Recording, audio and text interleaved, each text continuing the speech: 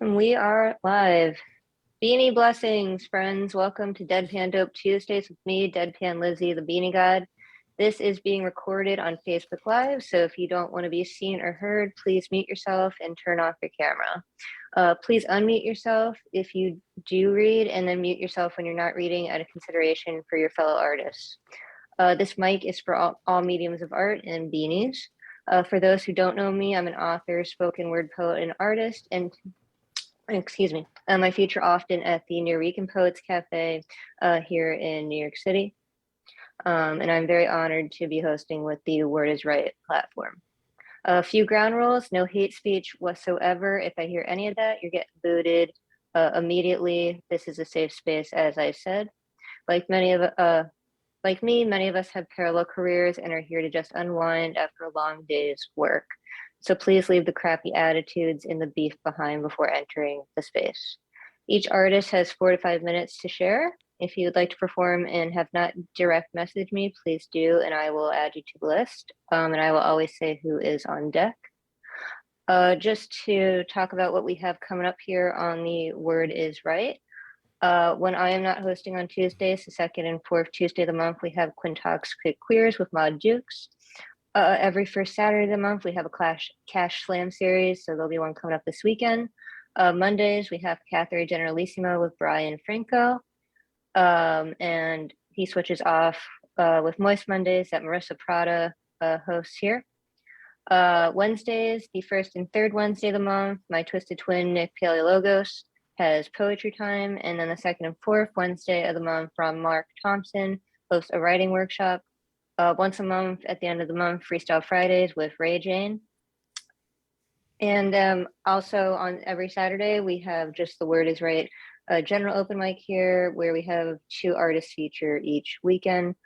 Sarah Bell Mental also started her own workshop, and we're very happy she is a part of the team. So, as well as Madukes and myself co-host Rainbow Table Talks, which is a platform where we discuss LGBTQ issues and about our community, and that's every second and fourth Sunday of the month. So a lot of great things going on here at the Word is Right. Also, if you're not familiar with Red or Green Books, that is Marissa Prada's publishing house. She is a Jill of all trades, always uplifting our community and getting our work out there. I'm very honored to be a part of the publishing house, and I'm very excited for what books are coming out later this year and next. So to kick us off tonight, here at Deadpan Dope Tuesdays, we are going to continue to hear the beautiful musical stylings of Stephen Blaine, who has been kind enough to also play some piano for us in our pre-show. Thank you, Lizzie. It's always a Always pleasure. always happy to hear you, Stephen. Always a pleasure to be here. And I was going to do something, but you know how we all like say, I'm going to just do something else. So I remember I was looking at The Road Not Taken by Frost, and I set it to music last year. And I actually recorded it. See if I can make it work. 2 roads diverged in a yellow wood. Sorry I could not travel both, and be one traveler. Long I stood and looked down one as far as I could to where it bent in the undergrowth.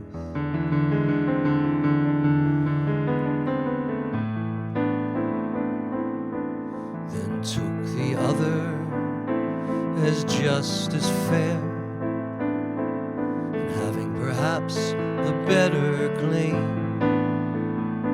because it was grassy and wanted wear. Though as for that, the passing there had worn them really about the same, and both that morning equally lay in leaves no step had trodden black Oh, I kept the first for another day, knowing how way leads on to way. I doubted if I should ever come back.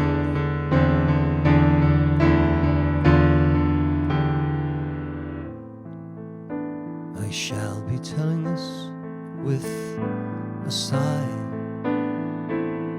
somewhere ages and ages hence. Two roads diverged in a wood, and I took the one less traveled by, and that has made all the difference.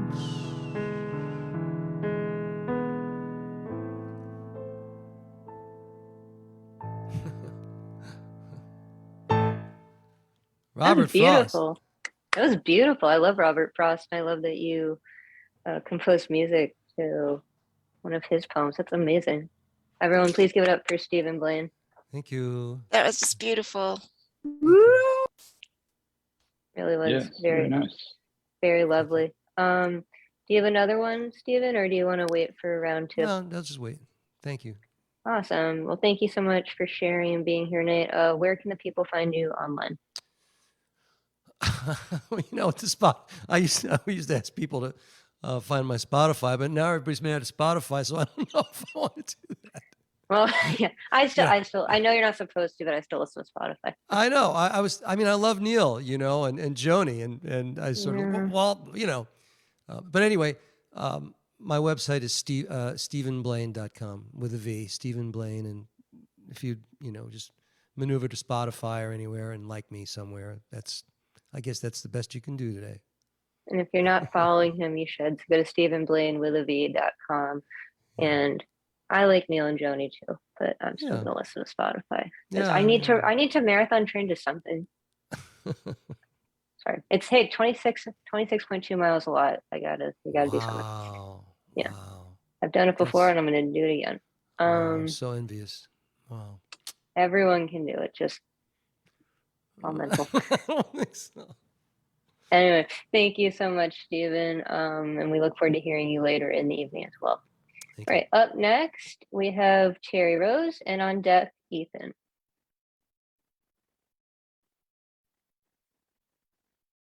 I was ready. Oh, do you wanna? I can come back to you, Cherry. Yeah, give me a couple minutes.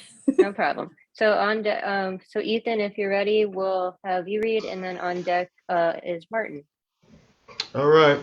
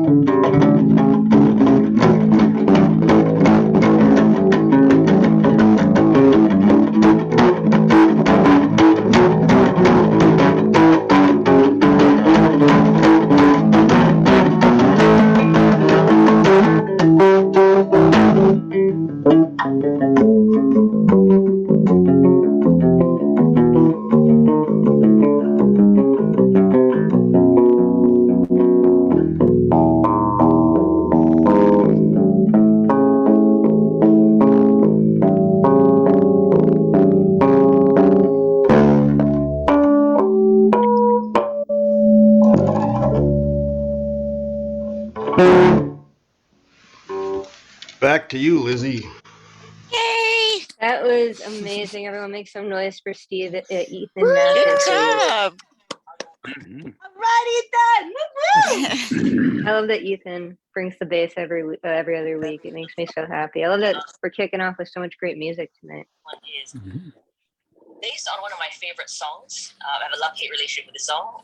If anyone's heard of the band Against Me, and they Terry? have this, Terry? they have a song. hello. They wanted to make Whoops. the only I'm song. I going have on. a lot of background noise going on here. Sorry It's about okay. that. It's all good. I wasn't sure if that was your voice or something else, but Ethan, thank you so much for sharing your music with us. As always, I look forward to hearing you in the second half later. Where can the people find you online? Ethan Mackler, Facebook. That's my Facebook name, Ethan Mackler. Easy, simple. Give him a follow, y'all. He is awesome. All right. Up next, we have Martin, and on deck, we have Terry. Well, thank Good you. to see, Lizzie. good to see you, Martin. I Part- remember you from when I did Poetry Game. Yeah. Pardon me while I go off camera so I can actually see my phone where my poems are. No worries, take your Like you time. say, great music. That first section Ethan did reminds me of a song called Raja Khan by my favorite band, Renaissance. And then it diverged from that quite a bit. This poem I want to read now is called MLR. It's come together fairly recently. We met on a late night train to Sendai. Upon a tag, she signed her name while standing on luggage to let people by, and added these words: avoid the plane. She turned me on to Prague folk tales with ice cubes as thin as the dawn of the day, while the horse she rented by mucking out stalls in her dreams like Ian was skating away. At later meetings, judgments were made with praise for a seasonal Renaissance scene whose origins into illusion would fade, and disdain for a painting described by a queen. She conjured up visions of dungeons she'd build, where dragons would fly with thread in the sky. Then casually through her lips the words spilled, by 35, she would rather die. I snapped a shot, but she turned away shy, toward clearings that forms like mountains surround, where cherry blossoms floated on by, along the former castle grounds. Once north of the bridge, thought I caught her look, took note of where she debarked in the fall, then found her initials nearby in the book, but never got round to making the call.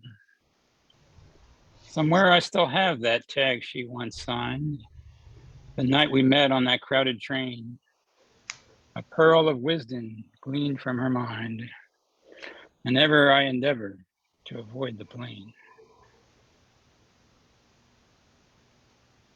Thank you. That was lovely, Martin. Thank you so much for sharing. Everyone, get some snaps from Martin, please. Nice, Martin. Woo! Lovely. Do you have another piece you'd like to share? Sure. I'm on Instagram under Parquillian, which I believe is in parentheses after my name here. I'm not sure if I got it set up right. Yep. And also at parquillian.com, where you can see some of my designs, like my native African elephant. I just got the t-shirt today. Very cool. Very cool. Yes, everyone make sure you give him a follow at Harlequin. And unless you'd like to read for round 2, is there anything else you'd like to share right now? I can read for round 2. I've got some other long elegies that are probably going to hit the 4 or 5 minute length. So Hey, well, you know what? If we're an intimate group tonight, we can do some epic poems. I think that's okay. But we'll definitely come back to you for round 2. Thank you so much, Martin. All right. Up next, we got Terry Rose, and on deck, Marissa Prado. Oh. So these are some poems I wrote in a workshop. Where's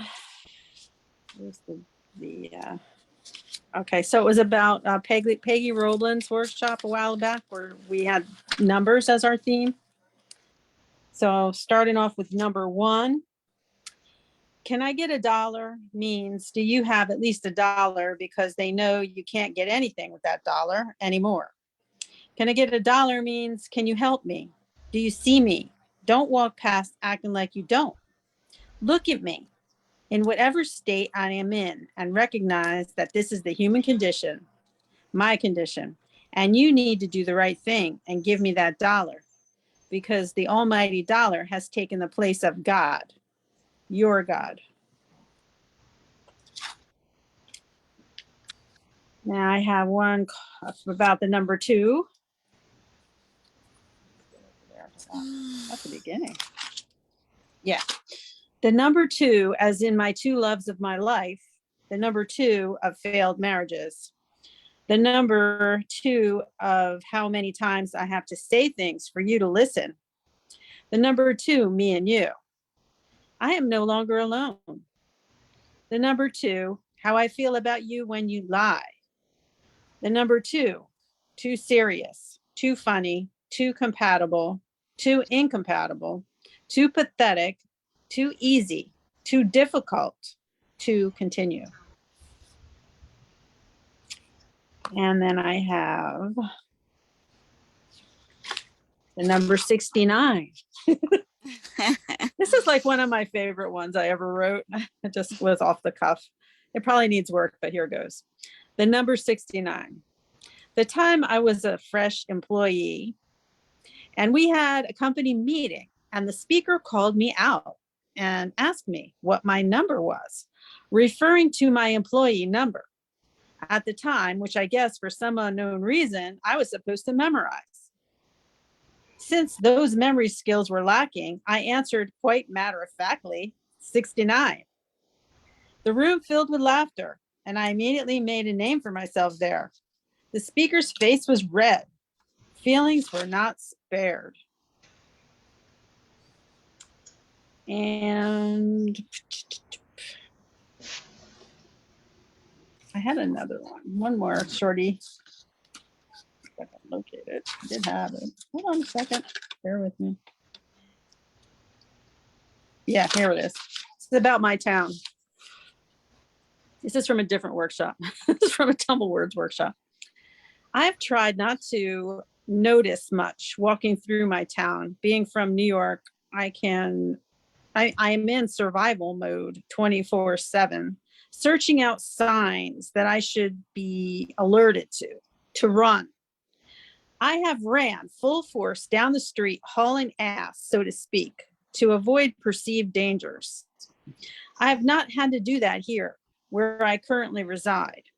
Danger may live here, but it remains hidden behind closed township doors. This is a small city, not really a city at all, only by name.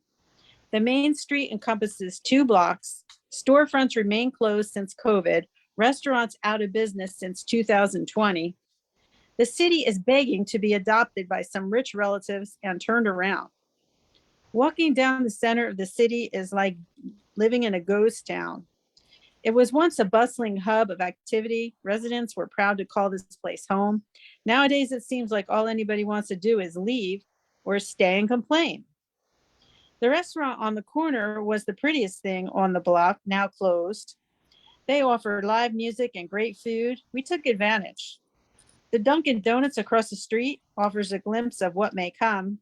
The Wawa down the street and the mom and pop grocery store survived.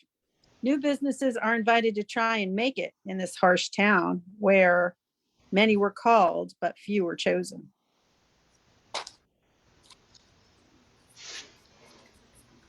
I loved all those number poems in the theme. You said Peggy gave you those prompts?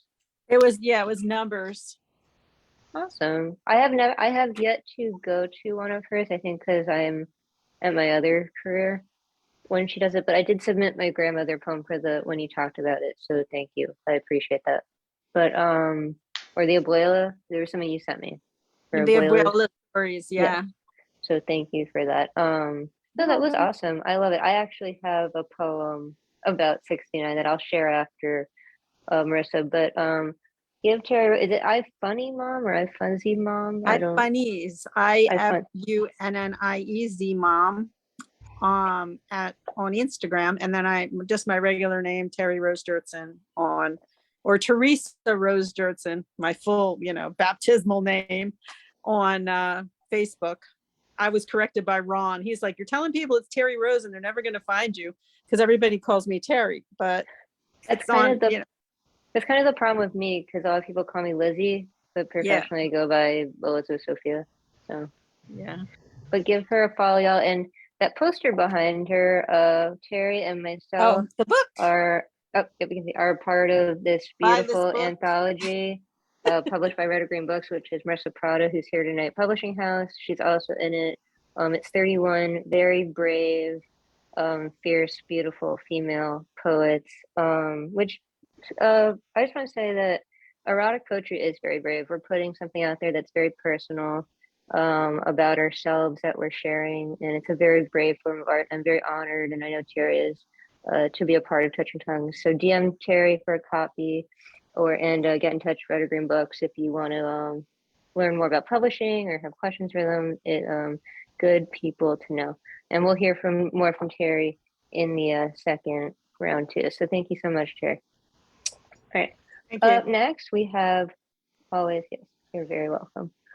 Up next, the reason I get to host on this platform, I get to be a part of anthologies and do so many things. And she's sporting a beanie for me tonight. Got the New Mexico United, Somos Unidos. Yes. It's our soccer team. So yeah.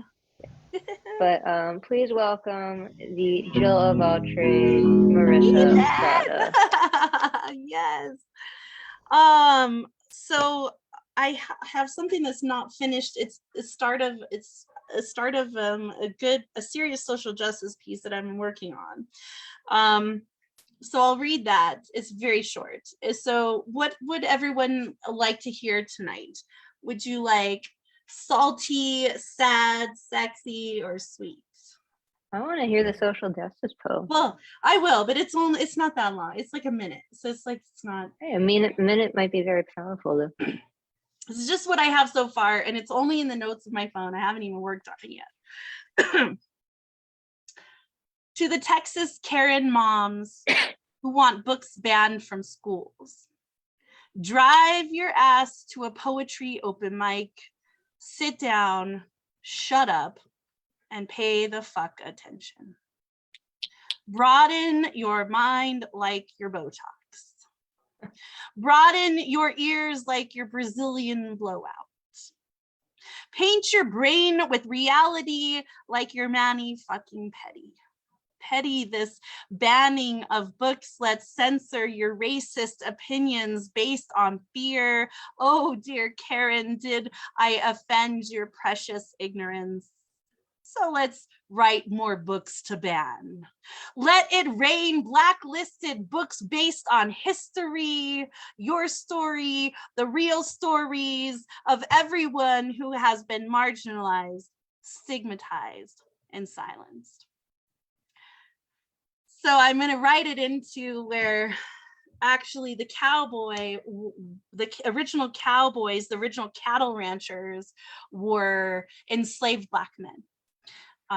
And so the original cattle ranches and how we now look at agriculture and farming and the barbecue community, if it wasn't for slavery, we wouldn't have that. And so taking that, the roots of Texas, and saying, did you know? And I'm very, very pissed off that they're banning books like Beloved and other books, not just Toni Morrison books, but yeah, it's just, I remember reading Beloved in high school. I remember these books as a young person growing up and how they shaped my view. So I'm all about writing books that you want to ban. I want to publish them. If you've got a book you think Texas will ban, let's publish it. Because Yeah. fuck them if they're going to pull them. There was a book banned last week in Tennessee. Yeah. On Holocaust Remembrance. It's horrible, and Mhm. you know, I think what people forget is like what our First Amendment is, freedom of speech. So Well, I mean, Okay. people just, they don't even know their own history, is what it That really too. comes down to also. yeah, But yeah. like, you know, I think that poetry is a way to bring people together to educate. And so, yeah, I, you know, for example, I bought all of H.A. Houston's books. He has 8 books. And there's this book he wrote called Steel Black. And it is required reading for my daughters. So they can begin to shed their privilege early in this life. Oh, Daniel Viegas in the house. What's up, Daniel? So yeah, so anyways, so that's I was so mad today. I was like, fucking Karens, man. Oh, I wanted I to dealt throw with a something Karen at the TV today. so bad. Oh, I dealt with a Karen in real estate today. She so I work with Bond New York Real Estate here in Manhattan, and we do follow the law and rules that if you want to see a rental unit, we ask you to register, which is a very simple form. And she said I was making it up because she didn't want to register, which I see these excuses all the time, like, oh, I sent it. And if you register with us, we get an automatic reply. The system's never breaking. It's not an internet issue. And she's like, no, you're making it up. You want to waste my time. And I said, really? You think I want to stand here in the cold fighting with I'd be you like, about well, I this? can bill you for my time because you're wasting mine. Yes, here's my 15% broker's fee anyway. No, she kept saying I was lying, I was making rules up, and I'm like, why would I do that? Why would I waste people's time like that? Yeah, people. And then I learned that it's the male Karens are called Kens. I didn't realize that. I didn't know that till today. Did anyone else? Am I just like that out of the loop? I've heard it once before, but it was I don't know. I never really like gave it much thought. I just call them all fucking Karens. So, and I feel bad because I have a friend whose name is Karen, and she's kind of a Karen sometimes. So, I try not to say her. I have a friend that wrote a screenplay about Karens. It's actually very funny. I think like we definitely we need to do that erotic Broadway play. I think it would be so much fun. We should do it at Netflix instead, because you live by Netflix. Yeah, well, yeah, and it's not next to me. It's probably like 20 miles from me. Closer to you than me. Yeah. Well, maybe not. Maybe I mean, I'm closer to 25 Broadway, or but you're 30, closer but to Netflix. it's definitely right outside the city. Anyway, but yeah, Karens aren't fun. I swear, this woman, just me and my team were just laughing at her today. We're like, but what's your problem? So, Yeah. do you have another piece you want to read for round one, or would you like to hold it for It's up round to you two? guys. It's up to you guys, whatever you want. I can hold off into the second round. Daniel's here. I'm really excited to hear what Daniel. I'm so happy Daniel's here. He's gonna feature next month on Ray Jane's platform, right? And I got the poster done. So I'll send it to you, Daniel, so you can post it on your social media. It has the Zoom ID already on it and all that stuff. Nice, so cool. People don't Looking forward to it. Yeah, So- I'm excited. It's gonna be dope. For So sure. yeah, so we'll definitely hear from Marissa in round two in just a little while. If you're not following her already, follow her on Instagram, Prada Painting Poetry. The word is right, Red or Green Books. She does so much for our community. She has changed my life for the better in the last year. The fact that I've only been in her life for a year is astounding, because I feel like she's just been in my life forever. So very grateful for her, and we'll hear more from her later. Daniel, if you're ready, we'd love to hear you perform. Oh yeah, I'm ready. Oh, I'm ready. I'm ready. I'm so happy you're here. So please bless the space. Awesome. Thanks. I just want to say before I do read how grateful I am for this community. Like,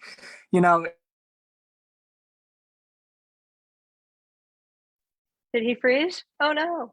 Well, we are grateful for the community, and I hope we get gives me him. the opportunity to dig deep into myself and go, you know what? It's all right for me to be vulnerable. It's all right for me to speak from my heart, and know that I'm in a good place. So I think I wrote this a while ago. I've never performed it, so I don't know how it's gonna go. I don't even remember what I'm gonna say, but this is called Untold Scrolls. You told me I look a little different, that my face had curves you haven't seen before, that my eyes took you to places that you didn't know existed, that my skin reminded you of the sun's rays on the planet on that hot summer night, that my dance steps took you back to a time where all that was the drum. Dances would follow the rhythms like a flame to the shadows on the dark wall, which made things seem bigger when they were from the distance. You have had trouble with the pronunciation of my last name and the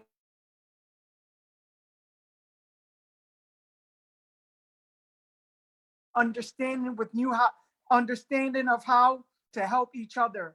Love was more than a four-letter word, it was a feeling. Complex dexterities defining action and melodies, holistic remedies for the malnutrition mind. When the body is unbalanced, it seeks to repair and heal itself, but in some cases, we get in its way. So we don't think that it could do what it could do. Then listen to those voices inside of our hearts that echoes loudly through the universes. The substances we eat tell us whether we are close or farther from our source. So we create energy to match our progression. I love to dance. I can dance all day.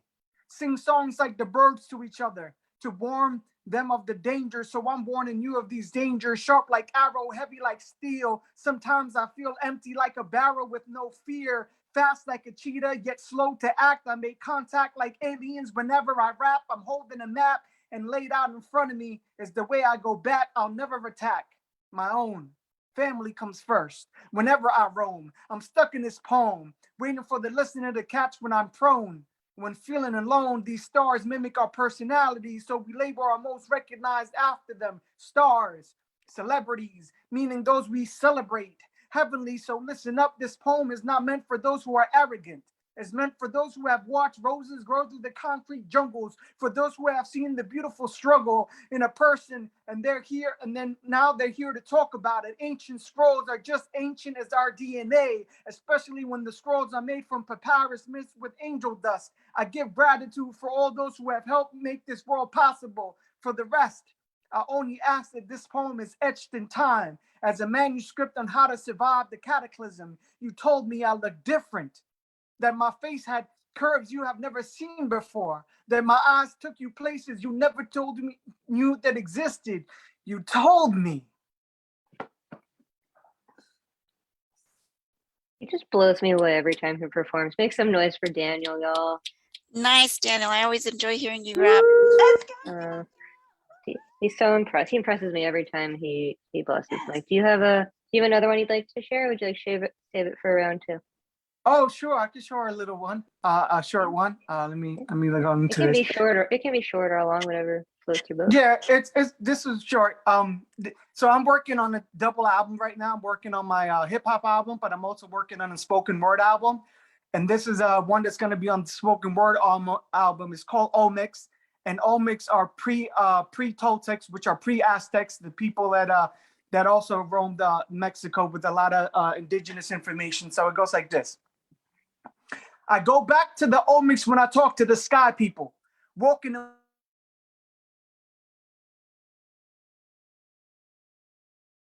Can see it out in plain view, keeping my back river. Last whenever my main frame acts primo, my word would never advert to feel more liber. Raiding my freedom is fast forward when aiming. I'm training again. My calisthenics involve nurture the heart, the rhythm that keeps holding the bond, never the art to compartmentalize at large. Whenever I'm scarred, I heal like praying with monks. My attitude is an interlude of fuse that would interchange, transforming and make the optics so sharp that it can arrange. Walking through walls, seeing the visual that it can attain, all that embodies us, the trace that will make a change. All mix. Thank you. Oh, that's awesome. Let's He just go. kills it every time. Great job. Awesome. Check him out when he we'll certainly hear more from Daniel later tonight. Check him out when he features at the end of the month here on the Words Right on Freestyle Fridays with Raging. Check him out at the New Rican Poets Cafe. Will you be a hybrid on the 12th? No, I don't think so. But I guess Advocate is trying to get me to come to the New Rican physically, and because I live upstate, I live in Warwick, so I'm Wait till July. I'll be there in July. See, I don't know, but definitely you come in July. I'm gonna have to make it round to the city so we could definitely do some stuff. So yes, Yes. Yes. Well, I can't wait to meet you in person eventually. Where can everyone find you online so they can hear more of your awesomeness? Oh yeah, good point. I put it in the chat. Daniel Villegas Music on Instagram. I got music videos out. You can check on YouTube and all that. I put it all in the chat. Awesome, awesome. And also put it in our Facebook chat so people watching on Facebook can give you a follow too.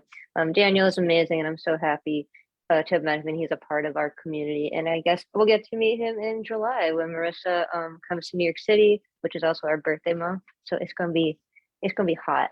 As Chansone says, it's gonna be hot.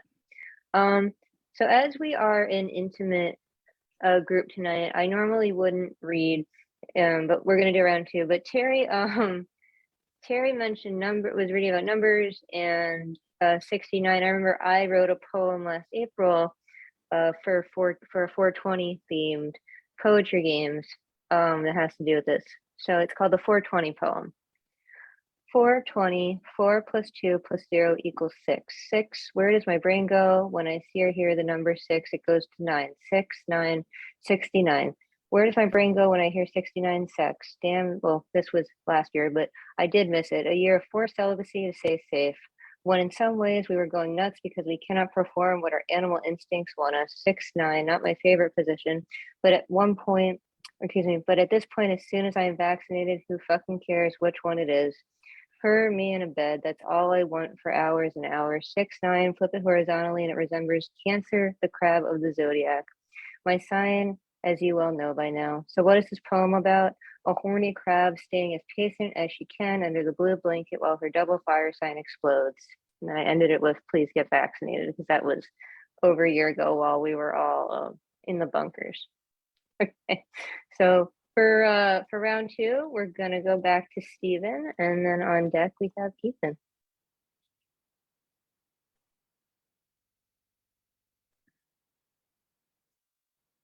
Sorry for the delay. No worries. So I'm gonna do a little torch song that I premiered here, I think a couple weeks ago.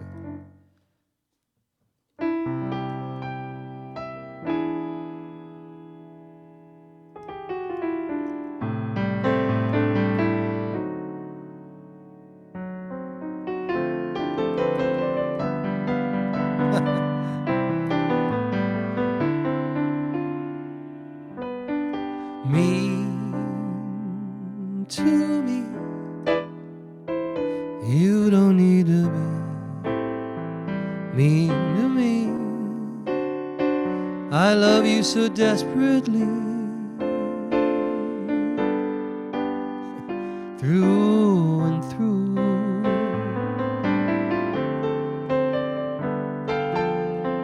Mean to me, you don't need to be mean to me. A fool can hide from his destiny, so I do. Once upon a time, the stars did all align. Our romance was a flame.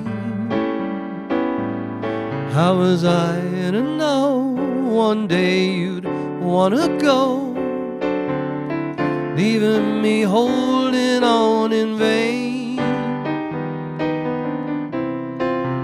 Mean to me, oh, but how your kiss is heavenly.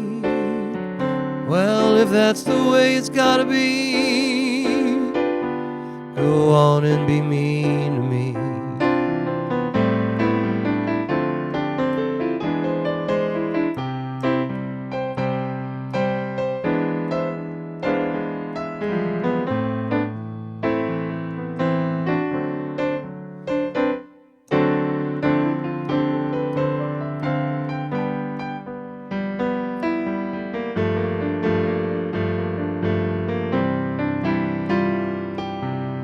Once upon a time, the stars did all align, and romance was a flame.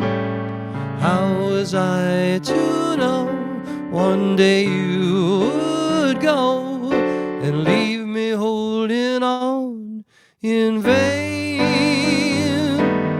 Me, to me, oh, but how your kisses heavenly.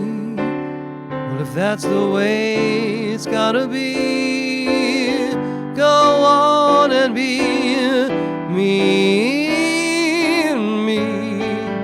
Just go on and be mean to me.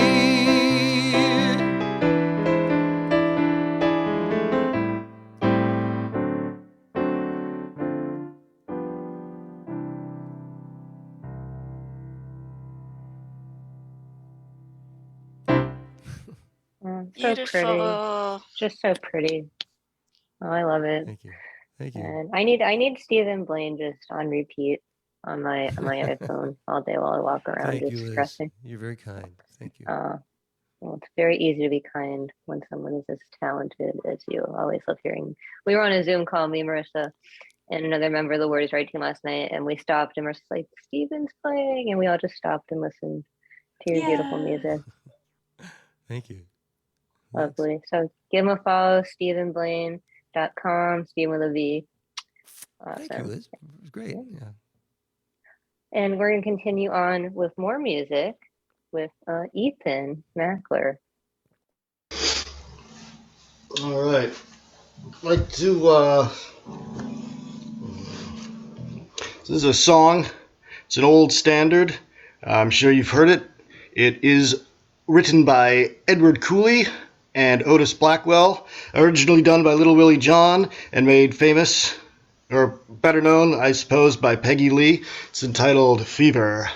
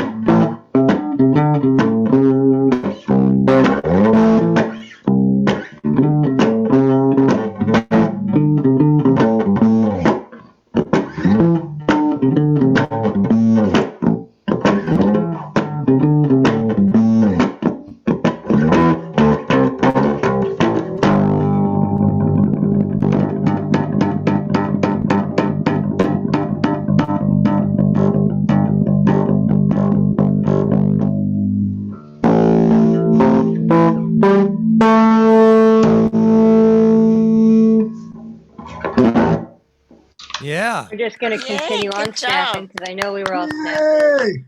Yeah. If you can't Love have it, snap, Ethan. Yes. I love Fever God. It's one of my favorite songs. I loved hearing it on the bass. I've never just heard it performed on a bass before, so that was certainly a special treat. And Ethan's always rocking a beanie, which I love, and his cool black glasses. So come and follow Ethan Mackler on Facebook, just like his name says in the box, and check out his stuff. He is a fabulous musician, and always happy when he comes through to Deadpan Dope Tuesdays. All right. Up next, we're going to go back to Martin, and on deck we have Cheros. Thank you again, Lizzie. I forgot to mention last time that some of my poems have actually been published in a couple anthologies by the DC Poetry Collective that I can put a link for in the chat after this. I'd like to read an elegy for my father's mother, who spent some time in Mexico where my dad was born, even though he's not Mexican background. It's called, and she was very inspirational in my love of food of all kinds and cooking. It's called Grandma Parker's Rice Sopa. We had to squeeze sideways to enter the kitchen to make rice sopa at Grandma's house.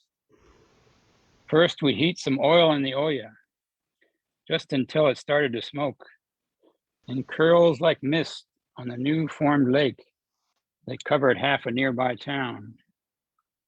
Then we'd add some finely minced onion and garlic we'd pulled up out of the dirt from where it grew by the side of the yard that I could see through the narrow window.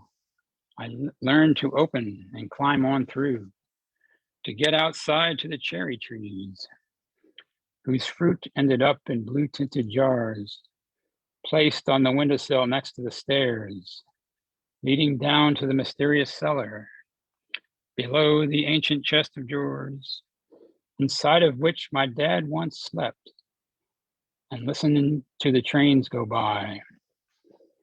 And also the luscious raspberry bushes farther back along the hedgerow, overgrown just like the one behind our house at Wickerton Hills, where Grandma painted a picture of Affy and patiently taught me how to find the wineberries wild that are still my favorite, that ripen right near the date of my birth.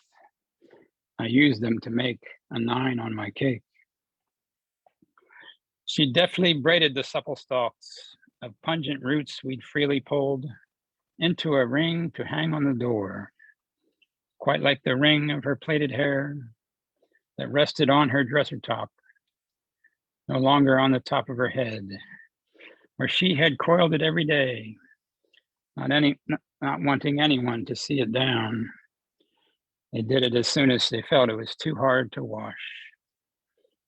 Then once she'd braid my beard and tie it up with little ribbons, just like she did to her father's own when she had been a little girl. Then in would go 4 handfuls of rice and fry just till it was golden brown, the way she learned in Tamaulipas, using her comfortable kitchen Spanish to plan the meals at the Quaker Mission, way up high in the rugged hills, where one could ride upon a burro, like the one that Helado Man had, drawn in pastel-colored hues, underneath the balcony there, now hanging on her bedroom wall, along with sume ume blooms, a heartfelt promise that I had kept.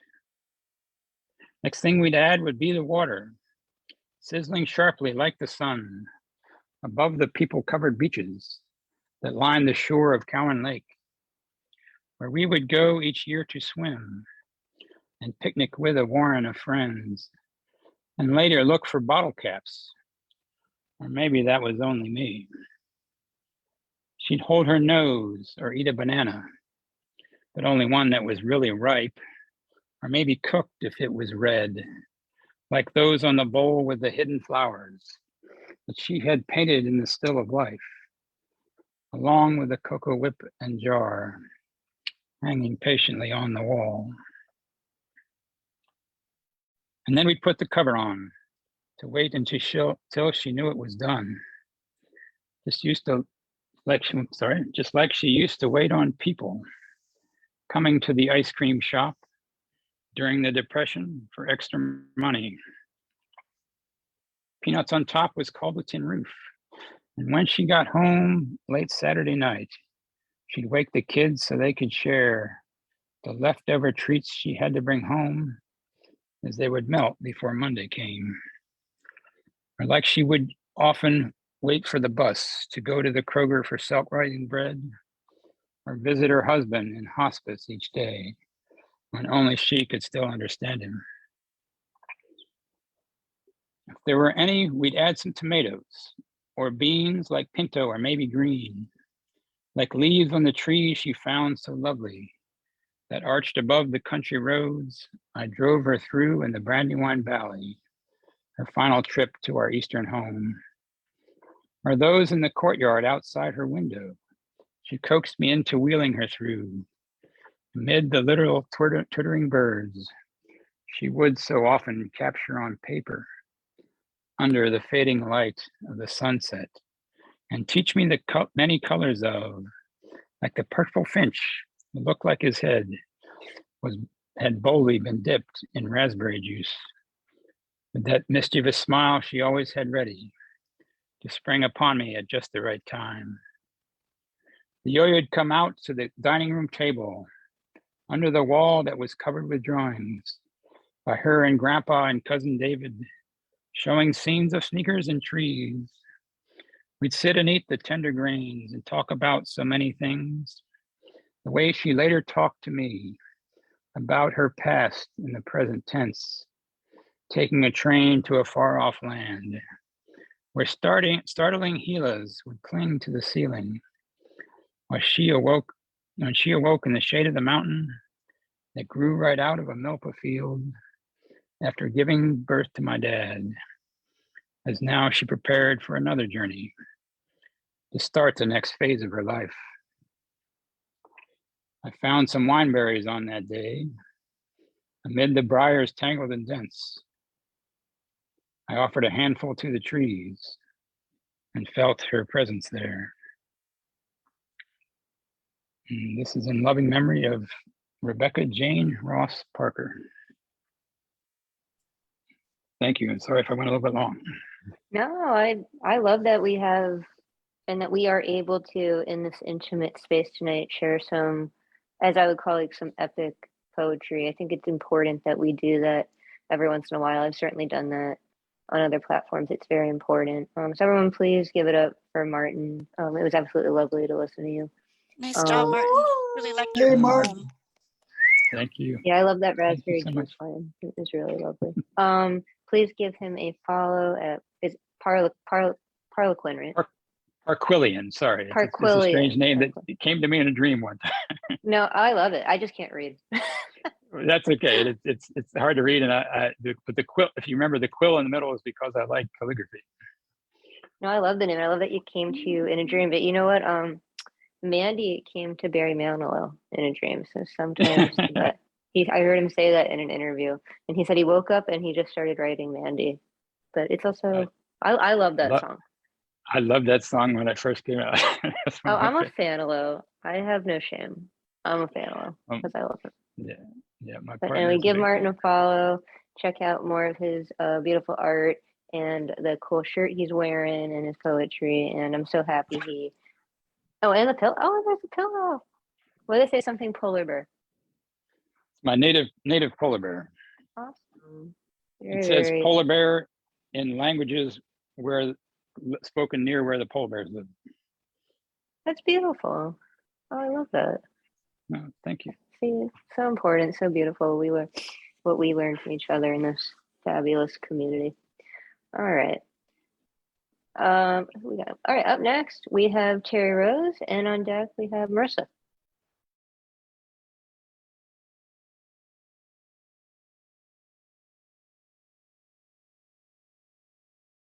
Give me a minute, I'll find something. I'm so unprepared today. It's really pathetic, but anyway. No, we're not unprepared. We're not unprepared. We're just artists that have so much talent that it's hard to choose from. I have a lot of doggy poems. You feel like hearing one of those? I've actually 2 doggy poems. I'll hear all the doggy poems. I love dogs. It's my dogs. My dog's gonna be 13 in a couple days. Awesome. Okay, so this is Violet's birthday poem. I took a picture of my doggie with her tongue hanging out. She looks cute that way. I read somewhere that dogs learn behaviors that elicit responses from humans. Even a smile. Yes, my dog knows how to work me. I am her person. Violet turned 6 years old today. I worry that her time will end before I am ready. This bitch has found her way from the pound to my heart. Dogs love their owners unconditionally. We can learn a lot from them. And then I have this one. This is a kind of silly poem that I wrote for a Fig Newton prompt. If I gave my dog a cookie, it would not be a Fig Newton because figs cause diarrhea in dogs. If I gave Violet a cookie, it would have to be one of her doggy biscuits because I know I could get her to do pretty much anything for that cookie. I would give my dog a cookie after I checked the ingredients for safety. I would ask Google, if it was safe. Upon finding out that Fig Newtons are off limits, I would quickly pop it into my mouth to avoid her snatching it more quickly than my eyes can perceive, to avoid another costly trip to the emergency room if I gave my dog a Fig Newton.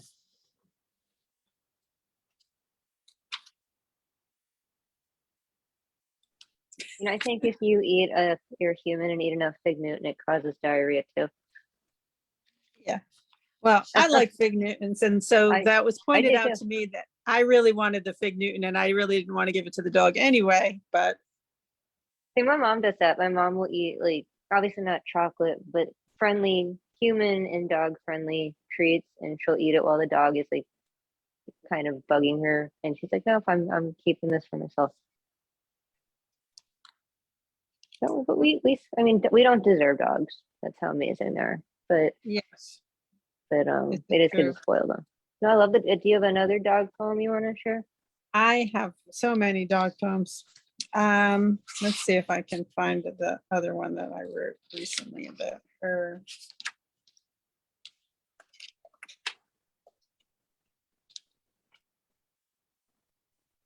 I actually just realized I don't think I've ever written a poem about my dogs, and I should. Did you? I wrote a poem about a snot rag the other day. I called this. I want to hear that. I want to hear the snot rag poem. You want to hear that? Okay. I want to hear that a dog poem and a snot rag poem, but not necessarily in that order. Well, I have the snot rag poem open. That's why I also wrote this one called "When I Say No, I Mean No." And mirror, mirror, and I can't find the one I'm looking for. But wait, here we go. Here we go. My creature Violet. Creature from the Black Lagoon, Violet the dog is coming soon, all because I left the room. She follows closely behind, looking for any food she can find. If you turn around too fast, you may step on her paws at last. Violet lets out a squeal if I don't remove her paw from my heel. Dang it, doggy, why you gotta be so froggy? Jumping up every time I move, can't you just chill in a groove? After me, you relentlessly bound. Fate dealt you a better hand than the brutal life at the pound, where we first encountered eyes met. You knew you no longer had to be lonely or fret. An adorable, pathetic, spotty runt set apart to forever hold a place in my heart.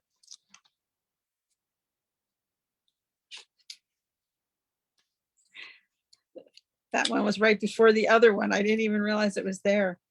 This is so ridiculous. You want to hear my ridiculous snot rag poem? I don't think it's ridiculous. I think it's going to be brilliant. Okay. Because this was yesterday. This is really what it was all about yesterday. Snot rags. I don't know if I can get through this without cracking up. Okay. Cold winter, frozen toes and nose, causing me to run after tissues, constantly faucet leaky rubbing the mess away. Clean faces, not for long. Whenever I get around, the breeze releases. More sneezing comes in threes. Never just one and done. People look at me like I'm crazy, or does she have COVID? This is a question. If I do, I wouldn't give it to you. Been quarantined for 2 years. When all this gonna be done as I run for my next snot rag? I love that. That was so funny. I'll give some love to Terry Rose. Awesome. No, I loved it. And Christy said it perfectly, and LaBruja said this the other night at New. Dogs are teachers. We learn so much from them. And I love my dogs so much. And they love my parents, but I miss them dearly on Long Island. And Christy's sons are correct. Fig Newtons are a healthy snack, at least in my vegan eyes. They're a healthy snack or healthful snack. Thank you so much for sharing, Terry. Get a copy of Touching Tongues if you haven't yet, y'all, and check her out. She's posting a lot of cool things on other platforms and other workshops, and give her a follow. She is a wonderful artist doing wonderful things. All right. Yeah, always a pleasure to have you in the space. We are up next. We're gonna go back to Daniel, and then on deck, Urban Cowboy Poet.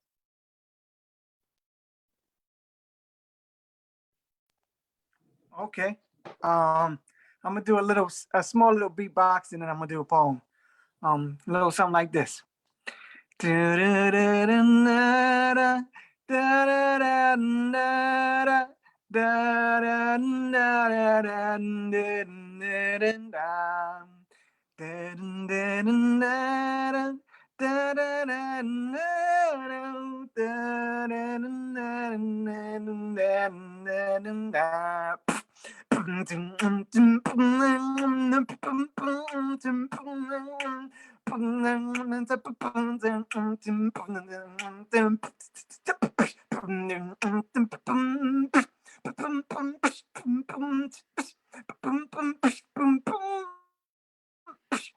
boom, boom, boom, boom.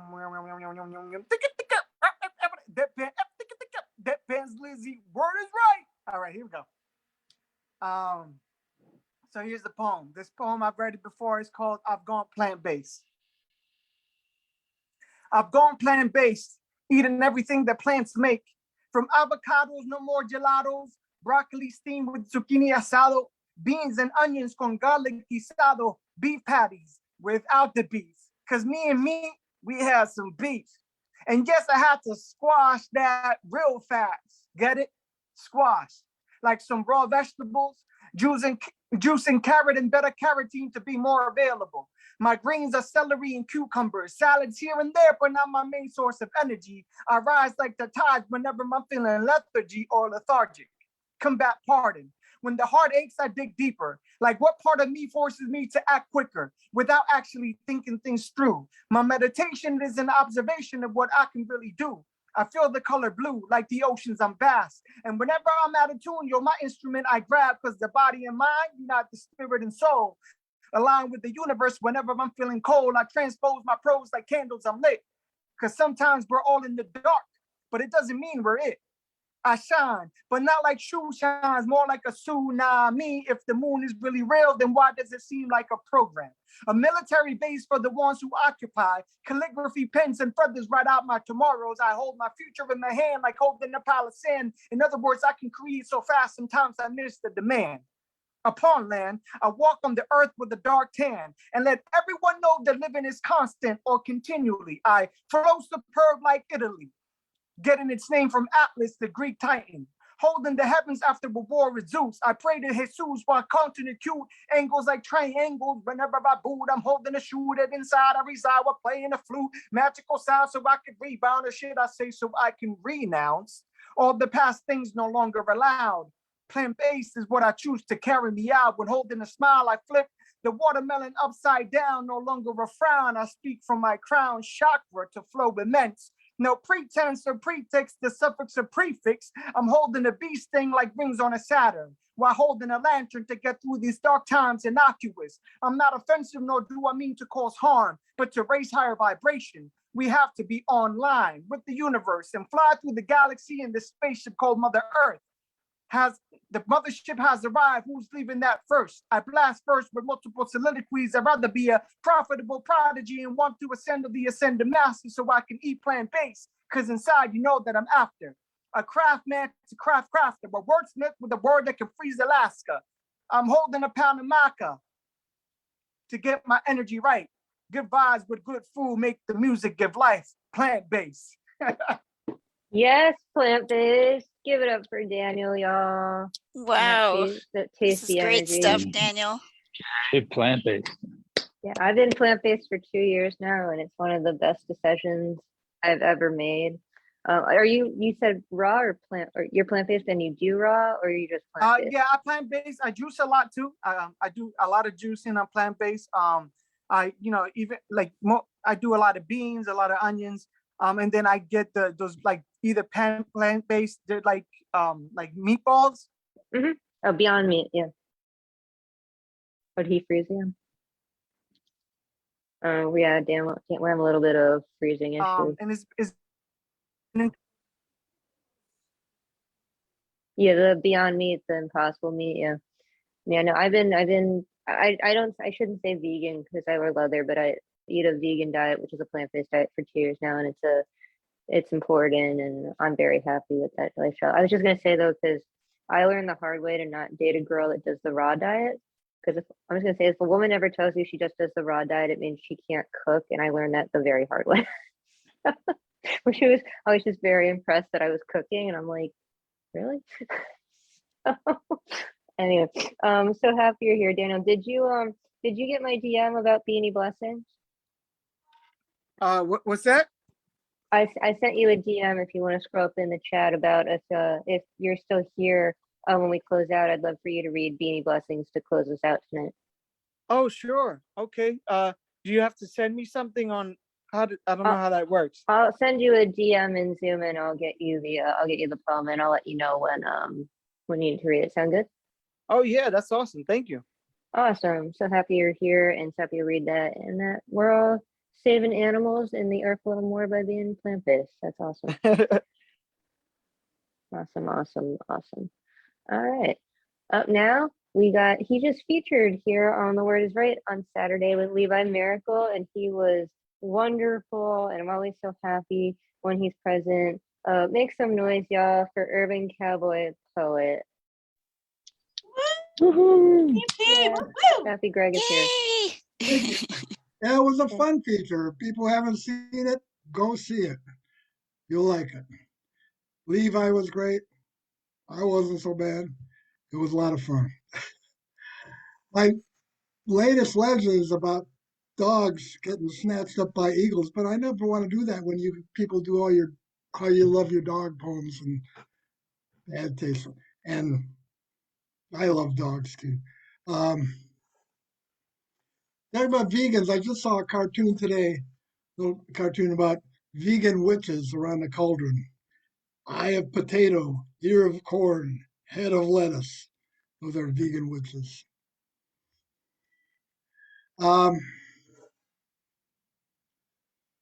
What do vegan zombies eat? Brains. Okay. Oh, that's funny. All right, I'll do something about eating something pretty gruesome. Kentucky Fried Rat. Annie had just got engaged and was hot to share her news. She met her bestie outside of the store where she was buying shoes. She'd been dreaming about her fairy tale, happiness without end. She slipped off her diamond ring and showed it to her friend. Her friend screamed excitedly, "Wow, that's quite a rock!" But Annie had a date that night. She was looking at the clock. "Please hand my ring back now. I'm going to be late." But it fell into the street, right through a sewer grate. Annie dropped down to her knees and looked where it was at, just in time to see it swallowed by a big old sewer rat. As the rodent scampered down the line, Annie began to cry. "Oh, this is a tragedy. Don't know what I'll tell my guy." Her girlfriend apologized. "I'm careless and a klutz. I'm stupid, irresponsible, flaky, and just nuts. Your fiance loves you. He won't care, was her assurance. And if he's smart, you know he will have taken out insurance. Annie vowed to tell her man the truth. Perhaps she should have lied. Maybe he'd take it hard. He might be fit to be tied. She told him about the mishap with her brand new former friend. She really loved her boyfriend. She hoped this weren't the end. Of course I will still marry you. Everything will be fine. Though we'll have to skimp on travel and where we wine and dine. The new ring will set me back. You weren't insured, you see. Next week, for the romantic date, they went to KFC. As they discussed what kind of low-cost wedding to arrange, Annie got her chicken dinner. One piece looked quite strange. It wore an odd shape with what looked like a long tail of a rat, which was, she convinced herself, just a string of chicken fat. But when she uncovered teeth, she screamed, "What is this thing?" A nervous second cut exposed her lost engagement ring. Then her fiance lost his cool. He became irate. "Look at this disease-carrying pest you almost ate." He wanted to sue somebody. Annie wanted to sing. "This restaurant served you vermin." "Yes, but they found my ring."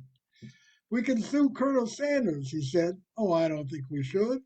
I got my diamond ring back. This is finger licking good." Thank you. Oh, that was so good. I love that ending. Oh man. Make some noise for Urban Cowboy Poet, everyone. I got more Hilarious. time. I got a short one.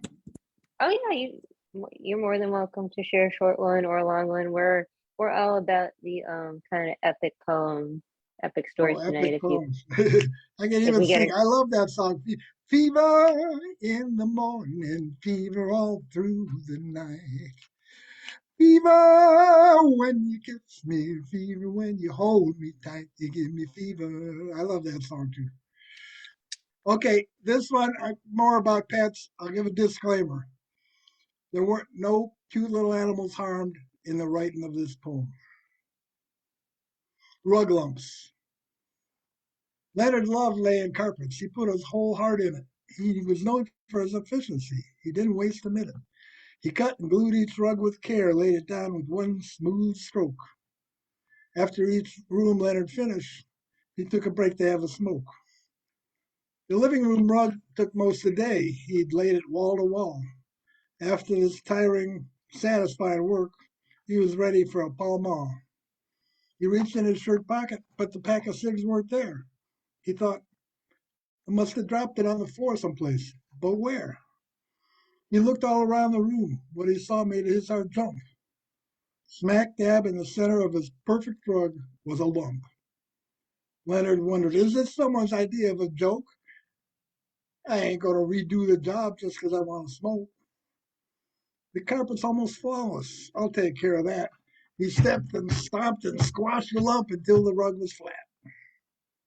He reported to the homeowner, and on the kitchen table was a pack of cigarettes just like his, with Pall Mall on the label. I'm all finished, Mrs. Jones, and the rug looks grand. May I bum a cigarette? I also smoke that brand. They must be yours because we don't smoke, but please take it outside. Have you spotted our pet hamster? He really loves to hide. Leonard groaned, another lost pet. How he hated that. Last month it was a canary, then a gerbil, and a cat. Why do owners let their animals sneak around with stealth? They should teach their pets that smokers are hazardous to their health. Thank you. I love it. Very cute. That was Yes, good. Yeah. UCP. You know what I love you know what I love sometimes? You have a back I mean I like this background too, but sometimes you have a background of like a sandwich that looks like it has eyes or something. This is a frozen, ice-covered lighthouse right here in Cleveland, about I 11 like years ago. I like it. I like it. I like it. But I Photographers like came from all over the world just to shoot this. that's awesome. Well, thank you so much for being here, Urban Cowboy Poet. If you haven't checked out his feature with Levi Miracle, check it out on the Facebook page. Yes. Where it's right where we're streaming live right now. It was an awesome feature. They're both brilliant artists. where can people find you online besides the words, right? Urban Cowboy Poetry, Facebook and YouTube. Yes. And give him a follow there. Check out his stuff. Please. Always happy when he's with us. Thank you. All right. Up next, she's in her blue beanie tonight. We got the Poetry Alchemist, Christy Scribbles, and then on deck we have Emily Cordes. Hello. Good to see you. Oh, excited I got to come here. It's just what I needed, so thank you for being here. Okay. I wrote this in a right about now workshop, and the prompt was a poem with the title Mouth. So here we go. Mouth, open wide, here it comes. Just take a deep breath. It isn't so bad. It isn't so rotten. It isn't so wretched. It's just a little bit of bullshit. Don't worry. It won't hurt you. It won't make you sick. It will just make us look better to all of those sheep asleep as they chew, and they are asleep. And they keep motherfucking chewing, grinding those teeth, breaking down that grass that always has a little bullshit on the blades. They are just so doped up on the channels that they are surfing that they don't even notice how dirty their grass is and how polluted their water is and how the ground underneath them is dying, the air around them is thinning, the fire burns around them as they slowly chew their cud. And their chew as they see it passing them by, see it through the eyes of the outlets of media that they trust, that they worship, that their minds are controlled by. Tell them what we want. Tell them what we want them to do. Tell them what to think, how to think, why to think, even if we don't think it ourselves. Just get them to think it so we can hold the power to build our bank accounts. We just keep buying all the land that they live on, and all the food that they eat, and all the drugs that they take. Be healthy. Why would we want them to be healthy? Buy your health from us. Buy your goods from us. Buy your media from us. Buy your perspective from us. It is all a game to win us more coins, to buy up more things, to sell back to the sheep, sell back to the chewers. Their cuspids all a grinding just to stay alive to the next day, to the next chew, the purchase to pay, to live day by day, to find the same way again and again and again, chewing away. Blinded be they. Thank you. Yeah, Christy Make some noise. She's so amazing. Christy Scribbles blowing my mind. She features sometimes at the New Rican Poets Cafe too. She's amazing, and her kids are right, by the way. Big Newtons are healthy and helpful, 100%. Always will be. So happy you're here to bless the space, Christy. Give her a follow online, the Poetry Alchemist. You have anything else coming up you want to talk about? No, I'm on Instagram in here. So have a good night. Instagram. Yes, give her a follow. She is amazing. All right. Up next, we have the author of Armful Copies, Emily Cordes, and then Marissa will follow Emily. Hey everyone, what's up? Great to be here. I've got some new shit, and since we're going with the pet theme, I may as well read my little my little tribute poem to my kitty, which is in my book. And here is the woman of the hour, also curled up on the couch next to me. If you can see her, say hi, baby girl. All right. Now that we've had the requisite kitty porn, I will start us off with the new shit. This is a tribute to a diner chain in my hometown called Eaton Park. The infamous smiley face mug that Ron is now sporting. I bought him that one from Eaton Park when I was visiting home over Christmas. So the place for smiles. Native daughter ever roaming, always finds her way back home. Road signs spooling down Route 80 guide me back through time like beacons. Shortbread smiles, iced white and green, bringing memories black and gold. Football jerseys on own clothes days, prom regalia or stage makeup, the optimal dress code for late night brunch buffets. When you're too young for the bars, but your soul's too old and restless to go home. You can always snag a table. There's no waiting till you're able to get past the velvet rope. Nursing cigarettes and coffee, bottomless cups of philosophy, pondering questionable decisions, brilliant notions, and bad jokes, till dawn's fresh griddled perfect golden yolk spills sunny side cross the horizon, emblem of the smiles it invokes.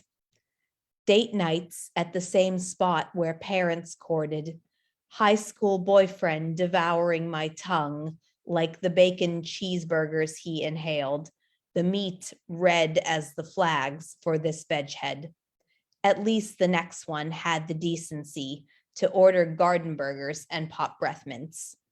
Hours spent eavesdropping on strangers, giggling at local electeds tete-a-tetes, till the threat of lives entangled, senior specials punctuating quiet Steeltown desperation had me seeking bigger skies. Pancake pre-games turned to brain fuel for the GMATs that would send me flying, trading in pit panthers and those smiley cookies for Columbia stone lions and fresh Zabar's black and whites. I found my step and smile here, but crumbs of home still find me. Pierogies at Veselka, bumper stickers, Steeler bars, San Genero street carnivals, tiny sweet ricotta tarts, still can't compete with Nona's famous pie, and Vaca-studded taxi ads or uptown designer storefronts, winking past me as I travel like ancestors saying hi. Or I'll bring parts here as souvenirs to baffle and delight. T-shirts blazing Yinzer slang, Heinz swag displayed with pride, because good pickles aren't exclusive to our sainted Low East Side. And cheery yellow mugs passed round like eager hugs for the torch and water bearers in my life. And when the leaves or buds turn, I'll come visit. Fresh tea and waffles warm me from inside, like the veterans parking spot always open for my grandpa, and the waitress on the old block thanking me because my teacher mother taught her daughter how to read. Sometimes you gotta go where everybody knows your name, where ceramic cups run over with the fathoms we contain, where neighborhoods hold make-believe come sun or cloudy days, and nostalgia tastes like green and white iced cookies and ends with friends and smiles upon your face. Thank you. Aw, that's Nice great. job, Emily. Some Thank great you. lines there. Thank you. Are you gonna read your Yay, tribute to Emily. Chance? Yep. Let me find the page here. Where is it? Damn it. Stand by. Emily likes to torture her cat with a laser. That's why. Here we go. Yeah. So this is the tribute to Champagne and her favorite kitty toy. Champagne versus the laser pointer. One day she will catch it, swallow the dot like Neo's red pill, and step outside the matrix. Achieve apotheosis like Egyptian cats of old. Reign supreme in cardboard castles. Scale her cat tree to the cosmos. Elevate to new dimensions, where unicorns poop rainbows into stardust litter boxes, and space anchovies swim through constellations to offer up themselves for her delight. Till that day, elusive laser wins the battle, not the war. So she snorts a line of catnip and she mutters, "One day more." You know, Chance told me that that's her second favorite toy. Oh yeah, apart from the little the swirly thingy that you got her. Which Her that's real ac- estate partner, what? Oh yeah, Mark found it in his hallway and gave it to me. Yeah, it's like this rotating like catnip toy thing. She likes to bat it at like 3 a.m. So my real estate partner lives in Coney Island, and he just kind of, if something's sitting in his foyer of his Right. apartment building, he'll just take it. And he comes in one day and was like, "Do you know anyone that has a cat?" And I said, "Yeah." And I gave it to Champs as like a winter solstice gift. But to be honest, I play with it more under the influence with my feed because that's what happens. It is a fun toy. It actually is a kind of a fun toy. I think humans have like more fun with these. Oh shit, drop my phone. Humans have more fun with these things than they do. I think they're just like, just give me like a tinfoil ball in a box and I'm good. Humans who are stoned have more fun with this. It's true. Yes. We have more fun in the nip. Anyway, thank you so much for sharing, Emily. Buy her book, Armful of Poppies. And she's also in Letters to Gaia, this anthology published by Miro and others. And at postmodern.psyche, make sure you put the dot in there if you follow her. And she's got a great play coming up at the Tank if you want to talk about that. Mm-hmm. Yeah. So I have co-written and am producing and also performing in a devised play about the fetishization of mentally ill women. It's called So Sad, So Sexy, going up March 24th and 26th at the Tank in NYC. Also available to watch via live stream if you're out of town or just don't want to deal with the whole indoor jazz. I will drop my info in the chat. Tickets are now on sale. Awesome. Thank you, Emily. Thank you. Up next, we have Marissa, and then Daniel is going to close us out with Beanie Blessings. And then if you want to join us on Zoom, we're going to go off Facebook and just hang out in our little after parties here. So, Marissa, what are you going to share? So since we're doing epic stories, I've got one that I wrote last year. And because there's so many amazing women on here, yeah, all right. It's a trigger warning for domestic violence. True story. It's titled Canary. I wrote this in a Guerrilla Poets workshop. The ceremony of abuse I became accustomed to was like prairie grouse, dancing feathers like fingers splayed, choking out a yolk from their necks, like black eyes on battered wives.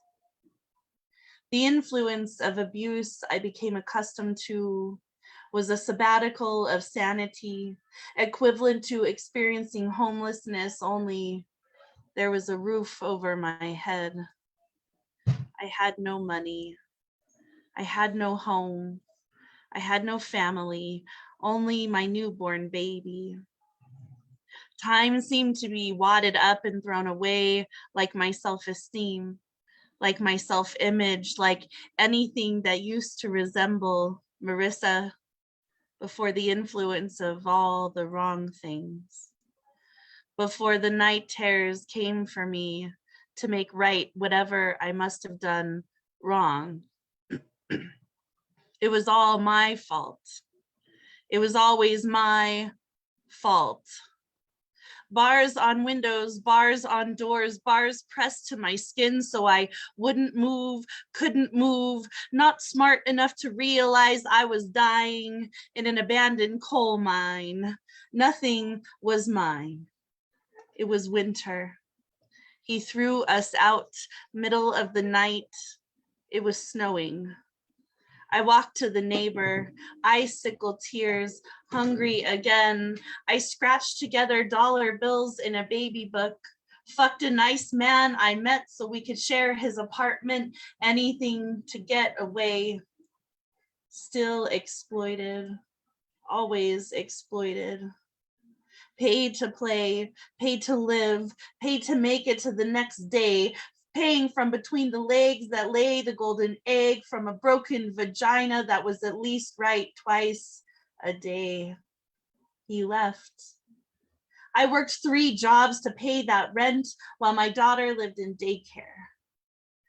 Bars on windows were now dollar signs. I was behind, always behind. Bills, bills, bills, but never the bills I needed to buy wings, to buy sleep, to buy tomorrow. Behind on rent, behind on daycare, behind every time because I was not smart enough to realize I was dying in an abandoned coal mine. Then I found a pen one day, broke off my arm and remembered how to scribble. I found poets, so many poets, willing to be dirty with me, willing to hold my hand as I healed the parts of me I always thought were unlovable, unworthy, ugly, useless. Then somewhere beneath my skin walked the undead. Poets woke the dreamer. Poets encouraged the believer. Poets dared the doer in me. They told me I didn't have to do it alone anymore. They told me I was enough. They told me I was brave. They told me they loved me. They hold my hand and hold the space to embrace the trauma, not erase the past. Together we squeeze through brazen bars of regret from a cage not built to retain us. We found our own freedoms. I fly in the flock of dreamers now, with warm sunshine on my face, to face every single day better than the last, willing to teach all who come next. They are enough. They are brave. They are loved. I will teach them how to fly, because together we all rise. Thank you. Thank you for sharing that, beautiful friend. And you're so brave. And I've heard you share that poem before, and I know it's not easy. And we love you, and I'm so grateful for you and everything you do, and for our artist community, our poetry community, and for anyone that's watching this. If you need to talk, or you're struggling, or you're a survivor or victim, please don't hesitate to hit the message button on the Word is Right page. Someone will answer you. Someone is here for you. We take care of each other. Community is the most important word. So please feel free to reach out to us and know that it is a safe place for you to confide. Thank you so much, Marissa. My life is only better because you're in it, and I'm so happy to have met you. So if you're not following her already, Word is Right, Proud Painting Poetry. Anything else you want to promote, beautiful friend? We have the Cash Slam Saturday night. So if you want to come slam some poetry, it's open mic too, but you want to earn some money, compete in the Cash Slam. I need judges too. So if you want to come judge, we need judges. And then we have the Hot Sexy Valentine's Day show. We are featuring 4 poets. We've got Call Me King, Cassandra is Free, Ms. Zany, and Mr. Speaker. It's going to be a sexy poetry show. And then we'll have an open mic to follow. And then, of course, Black History Month, our big poetry show. We have 22 poets. I believe only 4 or 5 of them have ever featured at Word is Right. So most of them are brand new to the Word is Right. You probably have never heard them before, or at least some of them. So I'm very, very excited to be producing the Black History Month show. And that'll be Saturday, the 19th of February at 8 p.m. Eastern Standard Time. All of the events are on the event page. So much fun. Oh, and don't forget the new shows, right? Rainbow Table Talk with Ma Dukes, and of course our own Deadpan Lizzie. Elizabeth Sophia Strauss is here. And we're launching the Great Debaters in March. We're also launching Tori Lutz's Poets Anonymous open mic on the Sundays that between Deadpan Lizzie and Monteex's show. So there's so many fun things coming up. Just keep an eye on the Word is Right's event page. And I am so excited that we have 14, as of right now, we have 14 poets that I'm going to be publishing for Red or Green Books. Some of them who are in the room tonight. So I'm so excited for that. And Greg, you need to get back to me if you want on this launch, my friend. I need more details because yeah, we're moving quickly on this. So I sent you a message on what I need from you, and then we can go from there. I answered you. I sent a message back, but I look at the messages and it's not there. So I don't know if you got it. I really need a breakdown of what your concept is for your book and what you need, because yours is a little different. It's not necessarily a book of poetry. It doesn't mean it can't launch with everyone else's, but I can't send you, I need to know exactly what you want, what your vision is before I can send you a letter. And then in all of that stuff, especially if you're needing artwork, because our artist is going to be tied up doing a bunch of covers. So I have to see if she has time to do extra stuff, which I'm sure we can finagle things around, but 14 is a lot. Oh, right. Marilee, thank you. I'm sorry, Marilee, to make you so sad. I didn't mean to make you cry. That poem still gets me though. It does. No, crying, just so crying that we're embracing. I mean, she's 12 years old. She's 12 years old tomorrow, and that poem still fucking gets me. Yeah. Like, can we? No, but it's a beautiful poem. Can we talk about? Well, can I talk about who's a part of the 14? Yeah. No, I just want to say I am very humbled and honored. I have been asked to be a part of the next 14 for Red Green Books. I'm going to be putting out a specialty book about pankus called Fundy Beanie. And we're working on that with Shane this year. So I'm very excited to be published with the other 13 artists in our community. And I have other books coming out this year with a different publisher, but it's going to be, as Chanson said, a hot year. And I'm very excited. I'm excited. Yeah. Well, this is the only launch that I'm doing this year for poetry books, because I'm going to be we have a series of children's books for the second half of the year that we're going to be doing. So I've decided to just only do this launch for poetry books. Are those already booked up too? The children's books are already booked up too, or what? Yes, well, so I'm sorry, Greg, to say, but it doesn't mean you can't publish as an independent author. But what we're doing, the project that we're working on, it's never been done in children's literature, and it's a very big undertaking. I'm in the process of applying for grants so that we can help fund it, because it's gonna be massive. It is so impertinent to today and this day and age, children and what they're reading, and making sure that they're seeing characters like them it's so exciting for me, but also it costs money to do this, and we need funding. Bottom line, we need funding to do this. And so yeah, I'm hoping that we can secure some grant money this year to do that. Maybe there's angel investors who want to be part of it, because I swear to God, this is going to get picked up by Oprah's book club. I already have it envisioned that the 6 of us are going to be sitting on the Today Show talking about this. Like, I already know what we're doing is monumentally game-changing for children's literature. I mean, shit, what we're doing for poetry is game-changing. Talk to Rusty Rose, because she's been with the Wendy Williams show for a minute now, so she might actually have like an in with. Yes, I'll something. talk to Rusty about that, especially because now we have a queer character, so it's very exciting. Yeah, there's a lot of things coming down the pipe, and it's a one-woman show. So and I have 2 other jobs and raising 2 kids.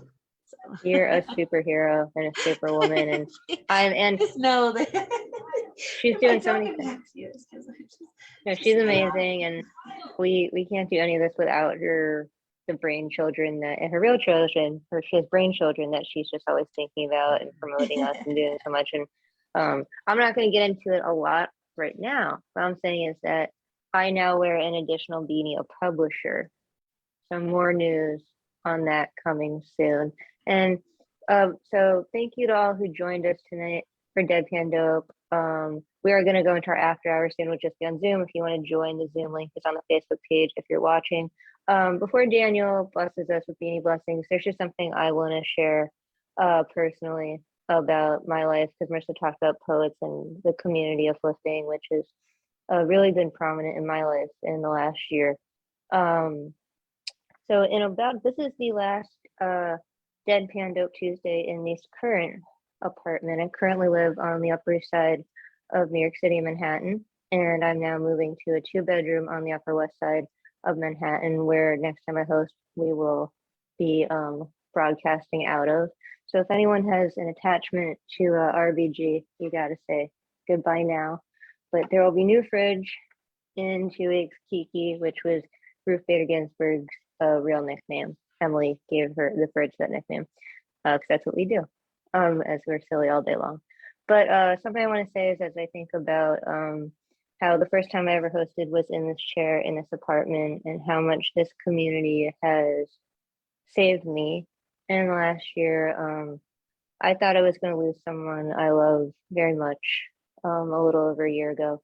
And when I didn't know how to cope with that reality very well, a friend of mine in the artist community recommended the New Rican Poets Cafe. And I met all these beautiful artists and people you see on the screen here and watch on Facebook and beyond, who pulled me out of the catatonic stage I was going through in grief. And I am happy to say, a year and a month later, this person in my life celebrates their 25th solar return today on planet Earth. And I will keep their name anonymous, but happy birthday to that Aquarius. I'm very happy you are here today, and you've hit your 25th year here, and you are a beautiful poet and artist, and I can't wait to see what you do next. And I love you, and just thank you to this community, and they love you too, and they want to hear more of your work as well. So yes, community is a big deal to me and to everyone here, and just been an emotional day, an emotional year, but I'm very grateful for everything that I've learned and who I've met in really just a year. So what you can do in a year is, and people change your life in a year, is really special. So thank you. So to close us out on the live stream of Facebook, Daniel will read Beanie Blessings, and then we'll go into our after hours. So take it away when you're ready, Daniel. Okay, let me pull it up. Okay, and where'd it go? Oh, here it is. Okay, here we go. Beanie Blessings. We close out our time together, staring up at the same sky. Whether the sun kisses down on your face or the cotton candy clouds begin to swirl in the early evening. The crescent moon fades in as the constellations begin to dance. Throughout the night, we all look up at the same sky. Thank you for blessing the sky, soil beneath our feet and our family with your presence and art. Thank you, taking the time to create. Thank you for holding space. May you sneeze out poems in dreamland. May we always have beanies to keep us warm and stylish. This has been a Deadpan Dope Tuesday open mic with The Word is Right, hosted by Deadpan Lizzie, the Beanie God. On behalf of our community, I say, Daniel Villegas, bid you adieu until next time. Beanie Blessings.